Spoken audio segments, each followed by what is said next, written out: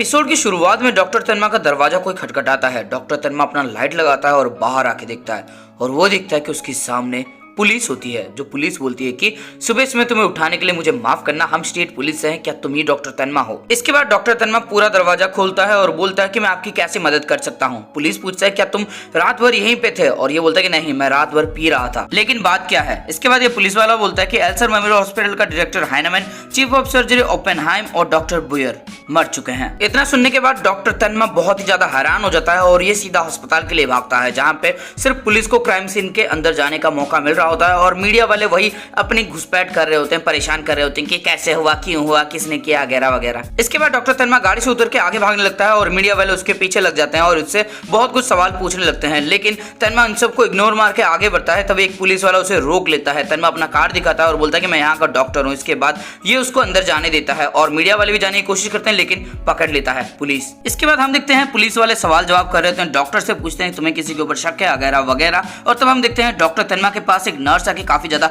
Emotional हो जाती है और बोलती है कि डायरेक्टर अब नहीं रहे। इसके बाद हम देखते हैं वही डॉक्टर तन्मा के पास आता है। डॉक्टर तन्मा बोलता है कि शांत रहो सब लोग, क्या कोई इमरजेंसी केस अभी चल रही है? और ये बोलता है कि एक्चुअली हमारे इस खराब सिचुएशन के अंदर भी इमरजेंसी केस कम नहीं हो रही, दो ऐसे लोग हैं जिनका ऑपरेशन करना बहुत ही ज्यादा जरूरी है। तब डॉक्टर तन्मा बोलता है कि ठीक है, मैं उनका ऑपरेशन कर दूंगा, जितना हो सके मैं उतना मदद करूंगा। इसके बाद वो डॉक्टर बोलता है कि कार एक्सीडेंट में एक बंदे के दिमाग पे चोट आई है, क्या आप उसको संभाल सकते हैं? डॉक्टर तन्मा बोलते हैं कि पहले मैं एक्सरे देखूंगा, बाकी केस का क्या हुआ। और तब ये डॉक्टर बोलता है कि एक बंदा मर गया स्ट्रोक की वजह से। इसके बाद एक पुलिस वाला आता है और बोलता है कि डॉक्टर हमारी मदद कीजिए इन्वेस्टिगेशन में। और डॉक्टर तन्मा बोलते हैं कि मेरे पास इतना वक्त नहीं। इसके बाद ये ऑफिसर बोलता है कि मुझे पता है, लेकिन ये इनिशियल इन्वेस्टिगेशन बहुत ही ज्यादा इंपॉर्टेंट है, क्या तुम किसी ऐसे को जानते हो जो डायरेक्टर से बदला लेना चाहता है? और तब डॉक्टर तन्मा को याद आता है कि डायरेक्टर ने कहा होता है कि तुम जिस तरह के डॉक्टर बनना चाहते हो वैसा तो तुम कभी नहीं बन सकते, यानी कि सिर्फ डॉक्टर तन्मा है जो बदला लेना चाहता था, कोई और है ही नहीं। इसके बाद ये पुलिस वाला बोलता है क्या तुम्हें कुछ याद आया? और ये बोलते हैं नहीं, कुछ नहीं। और तभी नर्स आती है और बोलती है कि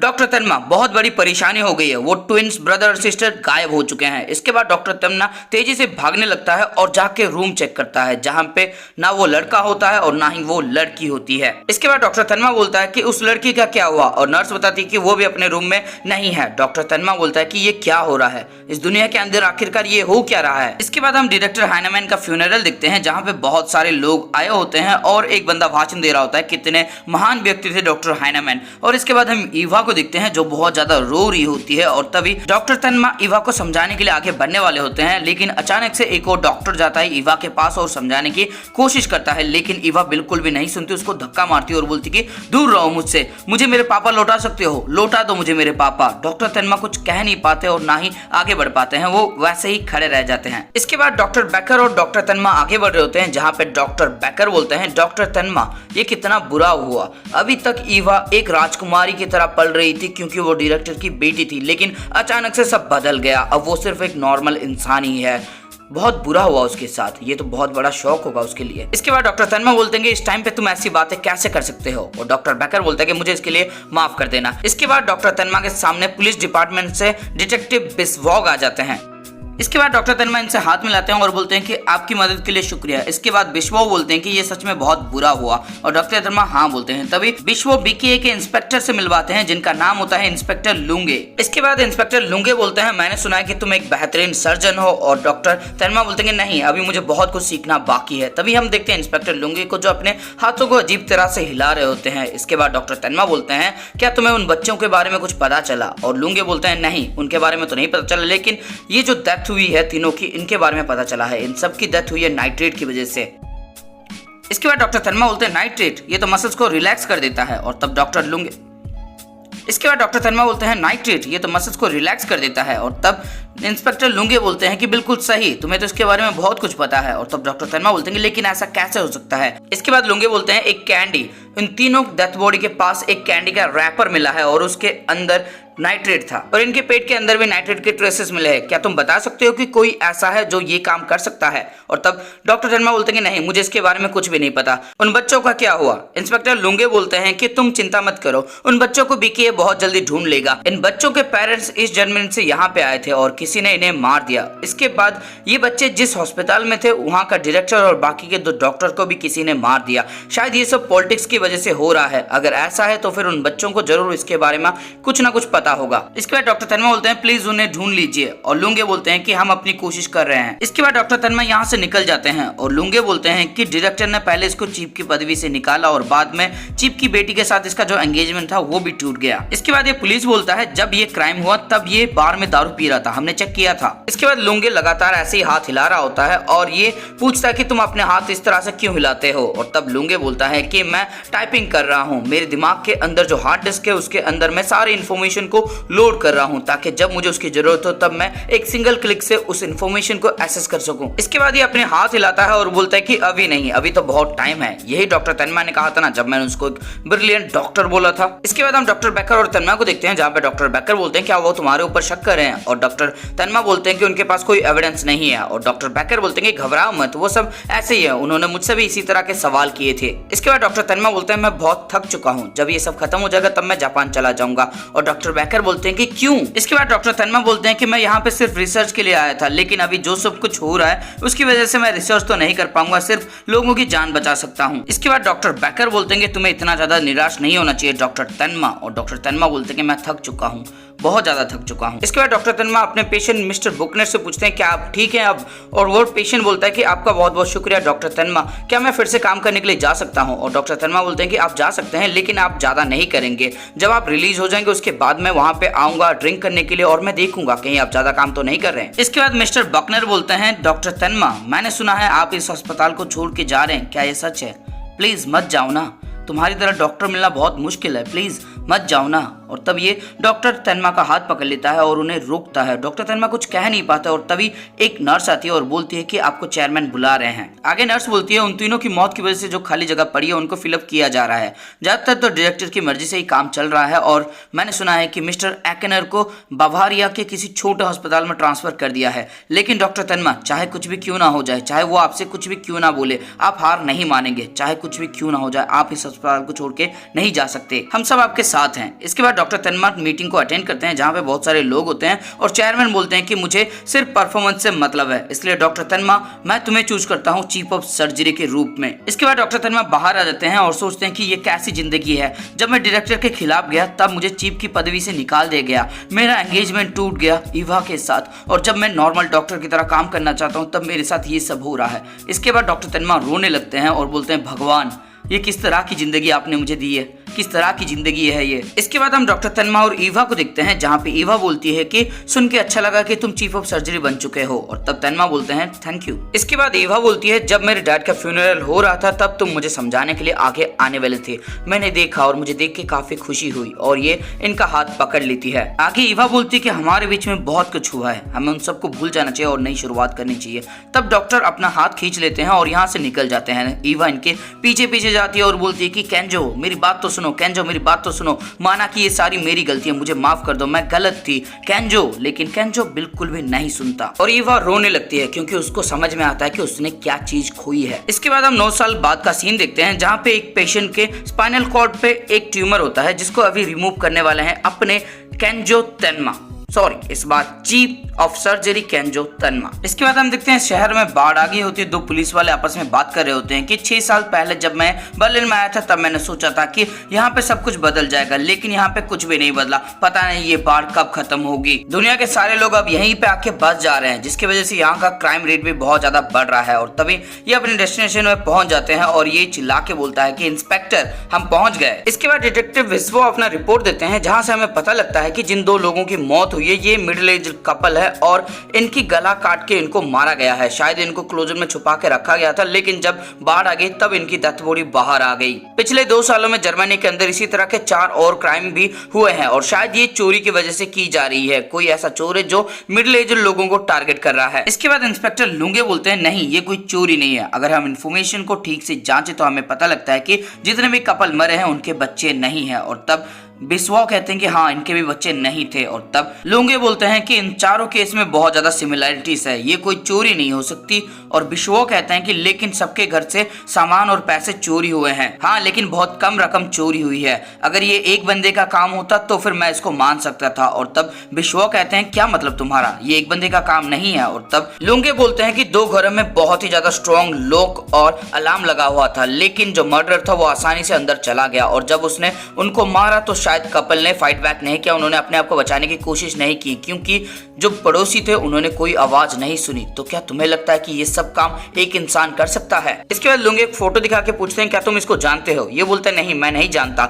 इसके बाद लुंगे बोलते हैं कि ये 32 वर्षीय अडोल्फ जुंकर है जिसको 2 बार चोरी के केस में पकड़ा गया है। ये ताला तोड़ने में एकदम माहिर है और ये जो 4 केस है उनमें से 3 केस के आसपास इसको देखा गया है। और तब बिश्वो कहते हैं क्या इसने वो सब किया? और लुंगे बोलते हैं पता नहीं, लेकिन स्टेट पुलिस का काम यहाँ से खत्म होता है, आगे सब कुछ बीके संभाल लेगा। इसके बाद हम अस्पताल का सीन देखते हैं जहाँ पे एक पेशेंट के लिए नर्स पतंग उड़ाने की कोशिश कर रही होती है लेकिन वो उड़ा नहीं पाती क्योंकि उसने कभी उड़ाया नहीं होता। इसके बाद डॉक्टर बैकर डॉक्टर तन्मा से बोलते हैं कि कल रात वो लड़की कैसी थी और डॉक्टर तन्मा कहते हैं कि बहुत अच्छी लड़की है वो। और तब डॉक्टर बैकर बोलते हैं कि वो डायरेक्टर की बेटी है, कहीं तुम उसके घर पे खाना खाने के लिए तो नहीं गए थे? इसके बाद डॉक्टर तन्मा बोलते हैं एक्चुअली जब मैं खाना खा रहा था तब एक इमरजेंसी कॉल आ गया और मैं अस्पताल वापस आ गया। और तब डॉक्टर बैकर बोलते हैं तुम पगला गए हो क्या? तुम्हें अपनी पर्सनल जिंदगी के ऊपर फोकस करना चाहिए वरना तुम मौका गवा दोगे और तुम्हें पश्चाताप होगा इस चीज का। तुम मेरी बात सुन भी रहे हो? Chief of surgery doctor Tanma. इसके बाद डॉक्टर तन्मा उस पेशेंट के पास जाते हैं, नर्स इन्हें गुड मॉर्निंग कहती है और चीफ ऑफ सर्जरी डॉक्टर तन्मा कहते हैं काल क्या ये तुम्हारा पतंग है? और तब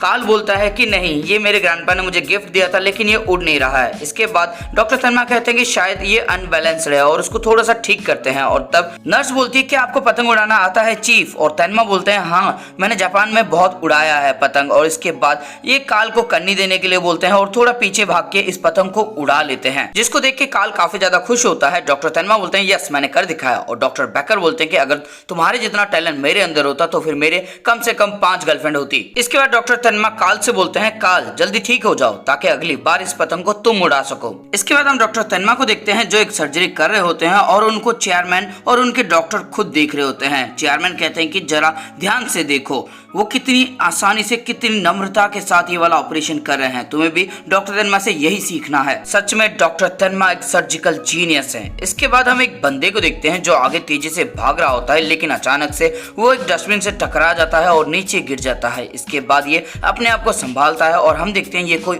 और नहीं अडोल्फ जुंकर होता है। इसके बाद हम एक और बंदे को देखते हैं जो अपनी गाड़ी चला रहा होता है लेकिन अचानक से जुंकर इसके सामने आ जाता है। ये ब्रेक लगाने की कोशिश करता है लेकिन नहीं लगा पाता और जुंकर को ठोक देता है जिसकी वजह से जुंकर बड़े ही तेजी से नीचे गिरता है और उसके सर पे काफी ज्यादा चोट लगी होती है, उसके सर से बहुत ज्यादा खून आ रहा होता है। लोग वहां पे जमा हो जाते हैं। ये लड़का बोलता है कि नहीं इसमें मेरी कोई गलती नहीं है, मैंने कुछ नहीं किया, वो अचानक से मेरे सामने आ गया। इसके बाद इंस्पेक्टर लुंगे जुंकर की एक फोटो दिखाते हैं और डॉक्टर से पूछते हैं कि क्या यही पेशेंट है? वो डॉक्टर बोलता है हाँ। इसके बाद लुंगे पूछते हैं कि इसकी कंडीशन कैसी है? डॉक्टर बोलता है कि अभी कुछ कह नहीं सकते लेकिन हमारे हाथ में जो हो सकता है हम वो कर रहे हैं। इसके बाद लुंगे बोलते हैं कि ये एक विटनेस है, अगर ये गवाही देता है तो फिर हम एक सीरियल मर्डर केस को सॉल्व कर सकते हैं, इसको हम ऐसे ही मरने नहीं दे सकते। और वो डॉक्टर बोलता है कि लेकिन इसकी कंडीशन बहुत खराब है, इस अस्पताल के अंदर इसका ज्यादा कुछ हो नहीं सकता, लेकिन एल्सर मेमोरियल हॉस्पिटल में एक ब्रेन सर्जन है जो कमाल के हैं, वो चाहे तो कुछ कर सकते हैं, अगर आप यहाँ पे उसको ला सकते हैं तब कुछ हो सकता है। इसके बाद ये अपने हाथों को हिलाने लगता है, ब्रेन सर्जन को सर्च करता है और इसको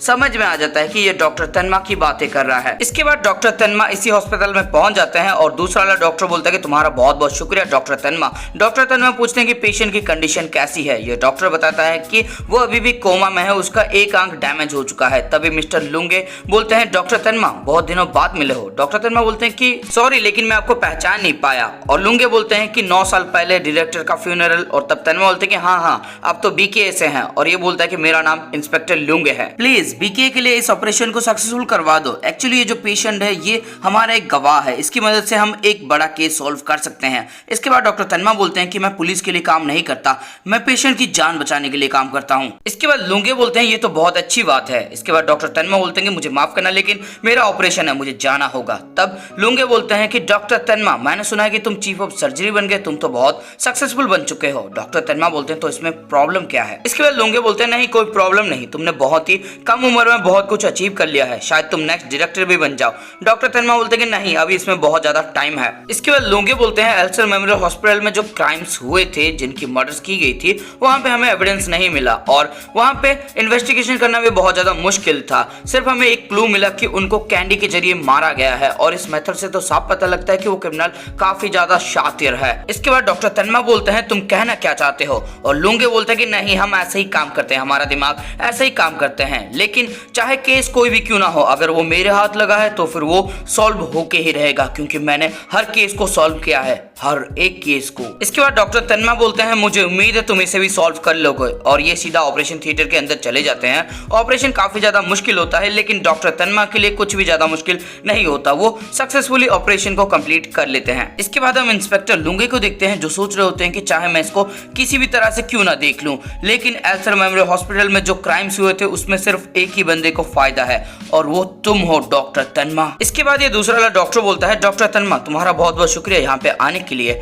डॉक्टर तन्मा बोलते हैं कि वो पेशेंट अब कैसा है। ये बताता है कि पेशेंट अभी होश में है, लेकिन उसकी लेफ्ट साइड की आंखें अभी भी खराब है और उसकी लेफ्ट साइड में पैरालिसिस भी देखने को मिल रहा है। और तब डॉक्टर तन्मा बोलते हैं कि उसकी मेडिसिन शुरू कर दो, वो नॉर्मली रिकवरी कर लेगा, लेकिन कुछ भी हो जाए तुम उसे पुलिस से मिलने नहीं दे सकते। ये डॉक्टर बोलता है कि लुंगे बहुत ज्यादा जिद्दी हैं, और तब तन्मा बोलते हैं कि चाहे कुछ भी क्यों ना हो जाए पेशेंट की रिकवरी सबसे ज्यादा इंपॉर्टेंट है। इसके बाद ये जुंकर से मिलने के लिए आते हैं। इसके बाद डॉक्टर तन्मा बोलता है मिस्टर जुंकर्स अब आप कैसे हैं, क्या आपने मुझे पहचाना, क्या आप मेरी ये वाली उंगली देख सकते हैं, क्या आप मेरे सवालों का जवाब दे सकते हैं। लेकिन जुंकर कुछ नहीं बोलता, लेकिन थोड़ा सा होठ हिलाता है, शायद कुछ चपर चपर कर रहा होता है, मतलब कुछ तो बोलने की कोशिश कर रहा होता है लेकिन बोल नहीं पाता। इसके बाद डॉक्टर तन्मा बोलते हैं कि आप कुछ कहना चाहते हैं, और अपना कान आगे लेता है। तब वो बोलता है कि वो आ रहा है, वो आ रहा है। इसके बाद डॉक्टर तन्मा बोलते हैं कि कौन आ रहा है, और जुंकर बोलता है कि मॉन्स्टर आ रहा है।